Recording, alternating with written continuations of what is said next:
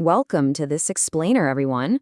As final year Bachelor of Physiotherapy students, you are literally on the very brink of stepping out of the classroom and into the professional healthcare world. Whether you end up working in a massive multi-specialty hospital, a specialized rehabilitation center, or eventually running your own private practice, you're going to be part of a larger organization. So today, we're going to dive deep into the framework of strategic intent.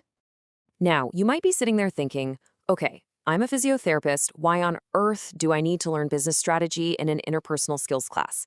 It's a completely fair question. The answer is actually incredibly practical. Do you ever wonder how your day-to-day work truly makes a difference to your organization or to the patients you're rehabilitating? Well, understanding the big picture helps you see exactly where you fit in. It minimizes workplace conflict between what you think is expected of you and the actual demands of your job. It perfectly aligns your personal communication, your teamwork, and your daily actions with the culture and purpose of your clinic. Here is our quick roadmap for today's explainer.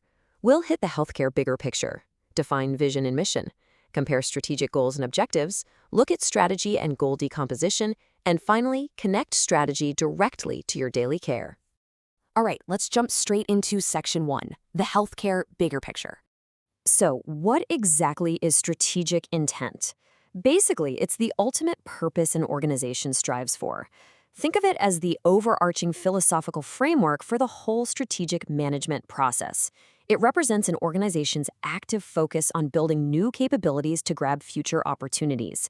And most importantly, it carries a real essence of winning. The whole hierarchy of strategic intent covers literally everything from the big vision down to the mission, the business definition, the goals, and the daily objectives, the whole shebang. Moving right along to section 2, defining vision and mission.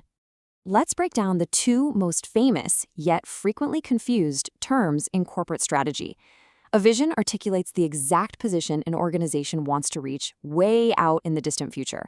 It's a roadmap to success that answers, where do we want to be? Mission, on the flip side, is all about the present. It states the fundamental purpose for the organization's existence right now and its linkage to society. It answers, who are we and where are we now? Basically, the vision motivates your emotional drives for tomorrow, while the mission tells people what you actually do today. Look at Stokes Eye Clinic, for example.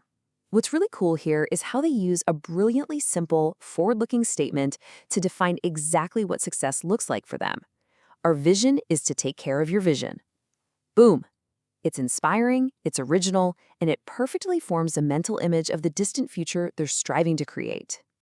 In contrast, look at the Mayo Clinic's mission statement. Notice how it anchors us right in the present? It states exactly what they do, who they serve, and what makes them unique. They exist today to inspire hope and provide the best care through integrated clinical practice, education, and research.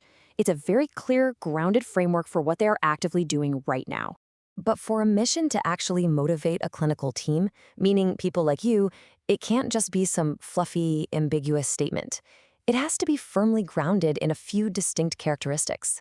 It's got to be realistic and achievable, because impossible statements simply don't motivate anyone.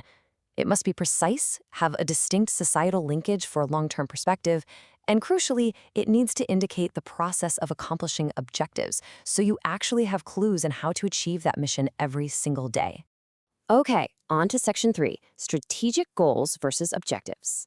Let's clear up another massive mix-up in the workplace. If you find yourself using goals and objectives interchangeably, well, actually, scratch that, a lot of people do, but let's separate them once and for all. Goals are your broad-based, high-level, long-term desired outcomes. They sound fantastic, but they can be tough to measure. Objectives, those are your specific, actionable steps. They're your easily quantifiable milestones with strict, time-bound horizons.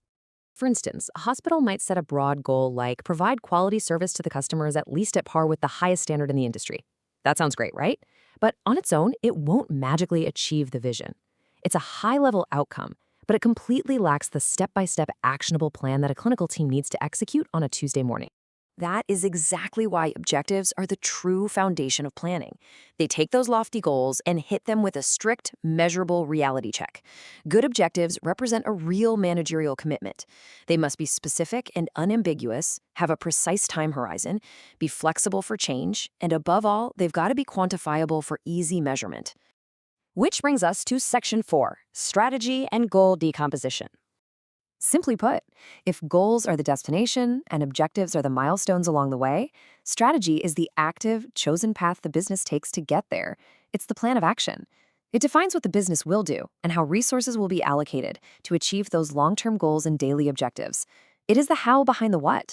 Now, how does a massive corporate strategy actually make its way down to you in the physiotherapy ward?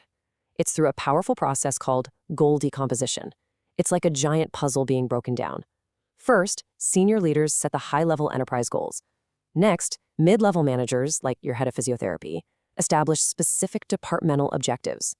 Finally, individual clinicians, that's you, set personal performance goals that perfectly align with those higher-level targets. And our final stop, Section 5, Connecting Strategy to Care. When you understand how your specific departmental goals tie back to the overarching mission, you unlock the absolute power of alignment. It clarifies your exact role, which is huge for your day-to-day peace of mind. It minimizes workplace conflict because everyone is operating from the same playbook. It ensures your clinical projects produce desired outcomes. And ultimately, it means your daily rehabilitative care delivers true business value. So as you step out of the classroom and into your dynamic new physiotherapy career, I'm going to leave you with this to chew on.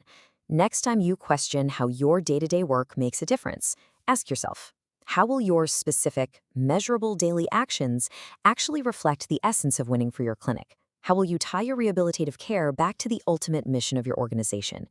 Thanks so much for joining me in this explainer, and best of luck out there on the clinic floor.